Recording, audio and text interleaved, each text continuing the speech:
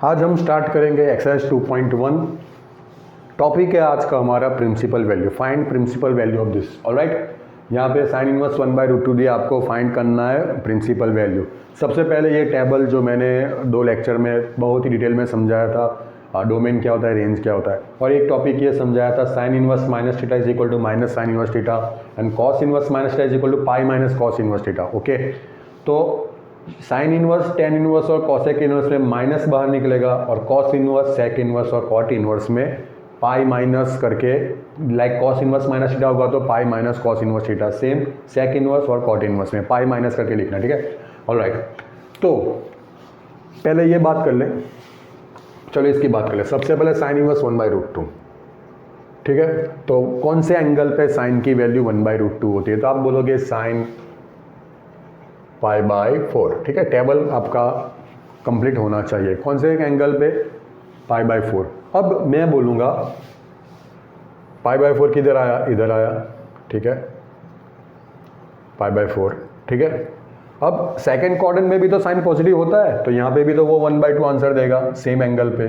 मतलब ये एंगल क्या होगा? Pi minus π/4। याद रखो, पॉजिटिव एक्स एक्सिस को मेन रख के आपको एंगल मेज़र करना है, तो वो पाई माइनस π/4 होगा। ठीक है, अब बोलेगा कोई बच्चा कि यहाँ पे ही वो 1/2 वैल्यू, तो वो 2π प्लस π/4 भी देगा, 3π माइनस π/4 पे भी सेम आंसर आएगा, 4π प्लस π/4 पे भी सेम आंसर आएगा, 5π माइनस π/4 पे भी। मतलब बहुत सारे एंगल ऐसे हैं जहाँ पे साइन की वैल्यू 1/√2 है। सॉरी, 1/2 में बोल रहा था, 1/√2 है। ठीक है, मेन π/4 पे आपको 1/√2 मिला साइन फंक्शन के लिए। वैसे 2π plus π/4, 4π plus π/4, pi minus π/4, 3π minus π/4, सारे एंगल्स के लिए साइन आपको 1/√2 देगा। तो अभी क्या करना है आपको? प्रिंसिपल वैल्यू फाइंड करनी है। प्रिंसिपल वैल्यू मतलब ऐसी वैल्यू जो प्रिंसिपल रेंज से आती हो। प्रिंसिपल रेंज मैंने यहाँ पे लिखी है, मतलब ये जो टेबल है, ठीक है, प्रिंसिपल रेंज, ये जो टेबल है, आप याद करो। सबसे पहले मैंने आपको बोला था कि साइन का डोमेन क्या होता है? आर। इसकी वजह से वो फंक्शन 1 1 नहीं है, तो मैंने उसको क्या किया था? एक प्रिंसिपल रेंज में कन्वर्ट किया था 1 1 फंक्शन बनाने के लिए। और जो साइन का डोमेन है वही साइन इनवर्स का रेंज हो जाएगा। दैट्स वाई उसको हम कहेंगे प्रिंसिपल रेंज। और वही रेंज में से हम एंगल लेंगे, तब वो होगा प्रिंसिपल वैल्यू। ठीक है, वैसे एंगल आपके बहुत सारे मिल रहे हैं, मगर हमको लेना किस में से? प्रिंसिपल रेंज में से। प्रिंसिपल रेंज कहाँ से आया वो मैंने आगे आपको लेक्चर में समझाया था। ठीक है, तो यहाँ पे सिर्फ मैं लूँगा π/4। ठीक है, π/4। क्यों? क्योंकि π/4 बिलोंग्स टू, ठीक है, बस यही कॉन्सेप्ट है आज का। वैसे एंगल बहुत सारे बनते होंगे, मगर हमें वही एंगल लेना है जो प्रिंसिपल रेंज को बिलोंग करता हो। ठीक है, अब मैं माइनस की भी बात साथ में कर लूँ। अगर आपके पास सेम एग्जांपल माइनस में हो तो क्या करोगे? तो sine inverse minus x equal to minus sine inverse x होगा।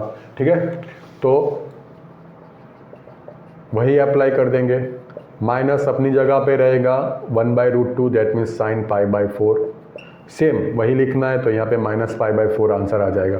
अब कोई बच्चा कहेगा सर और कोई मेथड, तो यहाँ पे दूसरी भी एक मेथड है। इसके लिए आपको ये पता होना चाहिए, sine minus x equal to minus sine x. 11th की प्रॉपर्टी है, या तो ये याद कर लो या तो ये याद कर लो।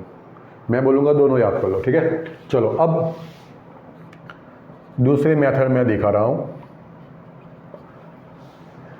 चलो, माइनस को हम वैसे ही रखेंगे जहाँ पे है, और 1/√2, जैसे 1/√2 को मैंने यहाँ पे किया था साइन π/4 हो गया।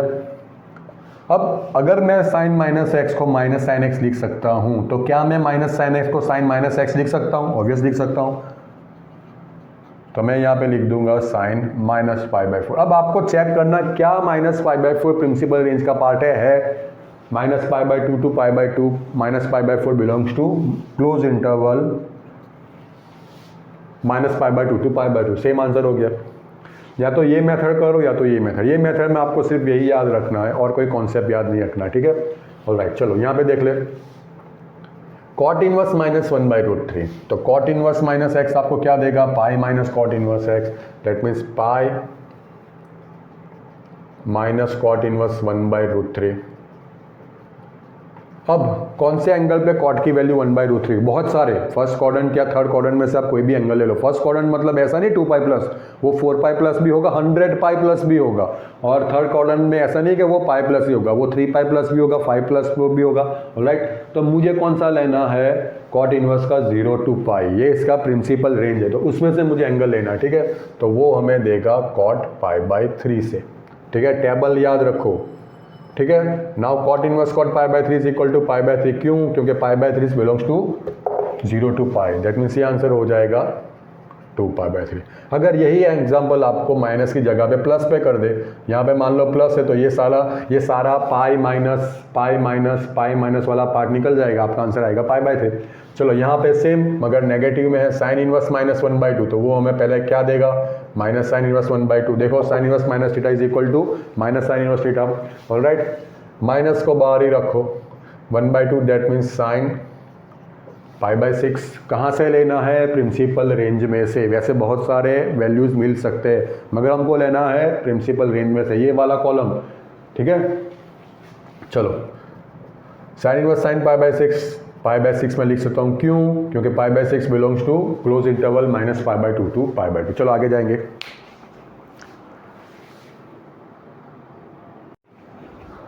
सेकंड क्वेश्चन है कॉस इनवर्स √3/2। तो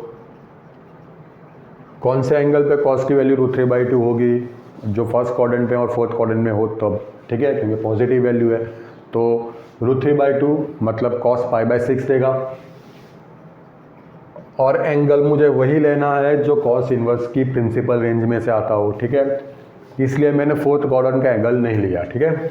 तो यहाँ पे आपका आंसर डायरेक्ट हो जाएगा π/6। आप स्टेटमेंट लिखो साइड में, pi because π/6 belongs to close interval 0 to pi, ठीक है। अब यही एंगल, यही एग्जाम्पल मैं माइनस के लिए कर दूँ, तो कॉस इनवर्स माइनस √3/2 मतलब पाई माइनस कॉस इनवर्स √3/2, ठीक है। कॉस इनवर्स माइनस थीटा क्या देता है, पाई minus cos inverse theta, alright. और अभी कॉस इनवर्स √3/2 मैंने अभी सॉल्व किया, वो क्या है, π/6, वो आपको देगा 5 पाई। अब कोई बच्चा कहेगा सर और कोई मेथड, ठीक है।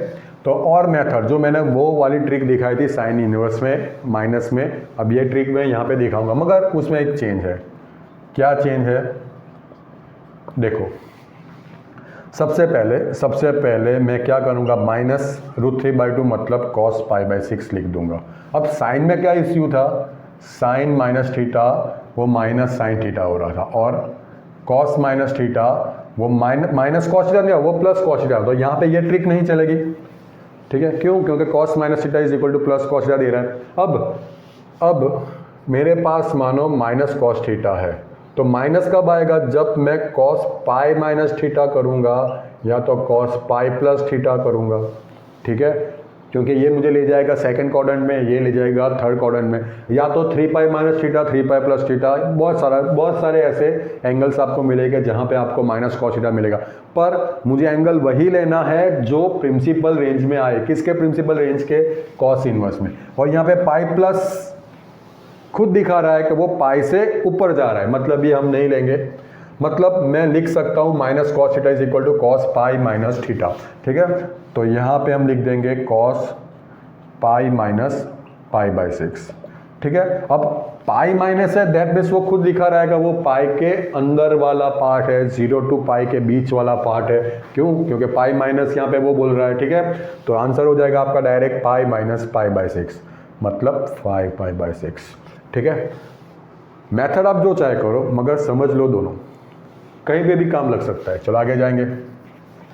चलो कॉसेक इनवर्स 2, तो कॉसेक इनवर्स कॉसेक, अब कौन से एंगल पे कॉसेक की वैल्यू 2 आएगी, आप बोलोगे π/6, या तो पाई माइनस π/6, या तो 2 पाई प्लस π/6, या तो 3 पाई माइनस π/6, मगर हमें एंगल वही लेना है जो प्रिंसिपल रेंज में से आता है, दैट मीन्स माइनस π/2 से π/2 के बीच में, और 0 तो है नहीं, तो यहाँ पे आ जाएगा π/6।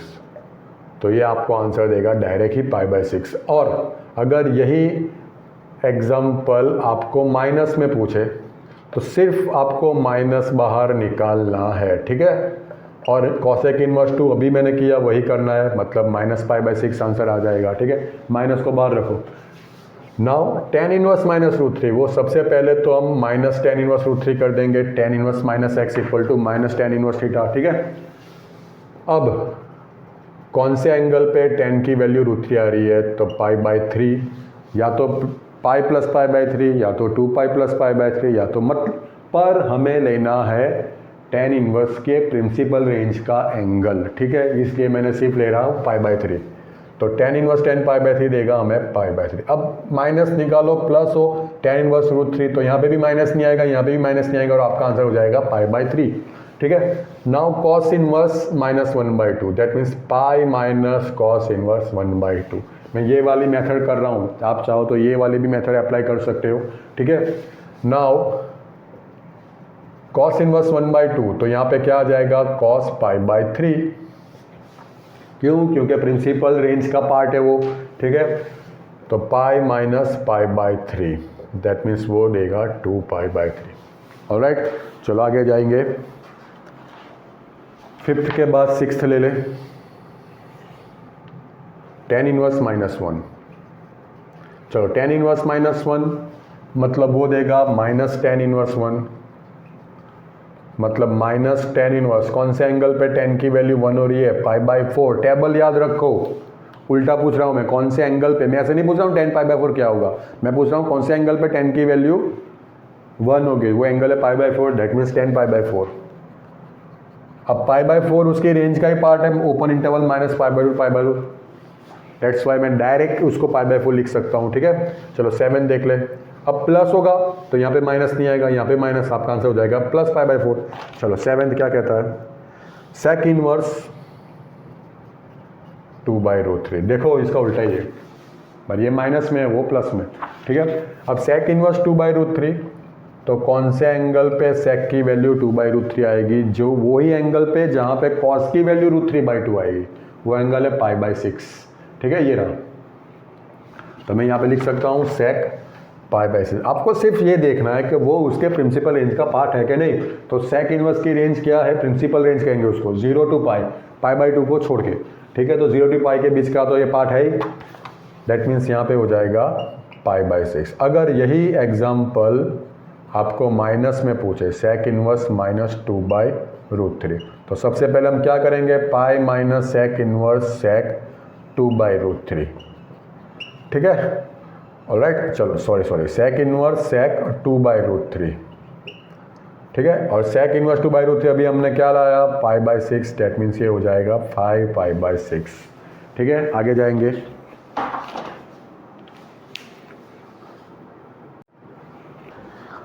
एक है cot इनवर्स √3, तो यहाँ पे cot इनवर्स cot, कौन से एंगल पे cot की वैल्यू √3 आएगी, वो एंगल है π/6, ठीक है।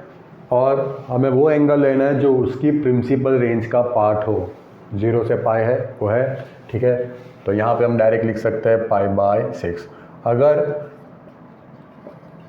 नेगेटिव में हो तो सबसे पहले हम क्या करेंगे, cot इनवर्स -x, वो क्या देगा हमें, π - cot inverse x, that means π - cot inverse √3।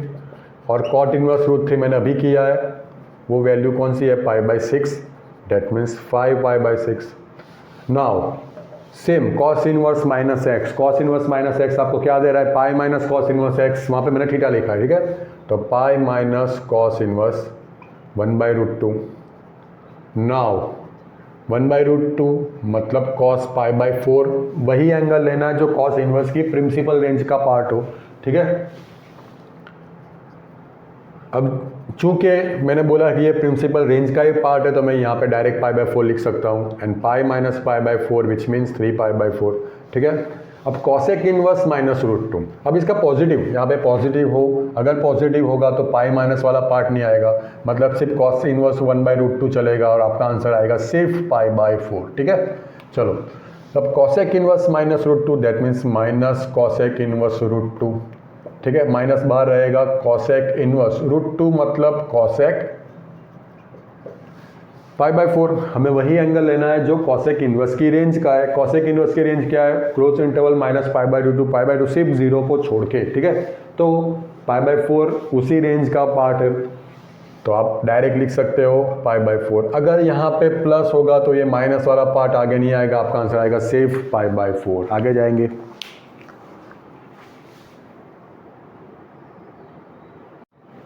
11th tan inverse 1। tan inverse 1 मतलब 1 की वैल्यू कहाँ से आएगी? tan π/4। π/4 मैंने क्यों लिया? क्योंकि वो tan इनवर्स की रेंज का पार्ट है, ठीक है। अब cos इनवर्स -1/2, तो यहाँ पे मैं कर दूँ पाई माइनस cos इनवर्स 1/2, ठीक है। एंड साइन इनवर्स -1/2 मतलब minus sine inverse 1/2। Sine inverse और cos इनवर्स ये रहा, ठीक है, चेक कर लो। चलो tan इनवर्स tan π/4 मतलब यहाँ पे आ जाएगा π/4 प्लस पाई। अब cos इनवर्स 1/2 मतलब cos inverse cos π/3 and sine inverse 1/2 मतलब साइन इनवर्स साइन π/6। ऑलराइट, चलो तो π/4 plus pi, cos inverse cos π/3 मतलब π/3, साइन इनवर्स साइन π/6 मतलब π/6। अब इसकी वैल्यू π/3 मतलब 60, π/6 मतलब 30, 60 plus 30 90 minus 90, that means pi minus π/2, pi minus π/2 π/2 देगा। π/2 प्लस π/4, π/2 प्लस π/4 मतलब π/4 प्लस π/2, 4 एलसीएम आएगा, pi plus 2 pi that means 3 π/4, ठीक है। चलो यहाँ पे cos इनवर्स 1/2, तो cos inverse cos π/3 plus 2 sine inverse 1/2 मतलब साइन π/6, ठीक है। अब मैं डायरेक्ट लिख रहा हूँ, क्योंकि अभी तक मैंने सारी कहानी आपको डिटेल में बता दी। अब मैं डायरेक्ट लिख रहा हूँ cos इनवर्स cos π/3 मतलब π/3, 2 साइन इनवर्स साइन π/6 मतलब π/6, π/3 प्लस π/3 क्या देगा हमें? 2 π/3। चलो 13 और 14 MCQ है, चेक कर ले। Sine inverse x equal to y, तो y कहाँ पे आएगा?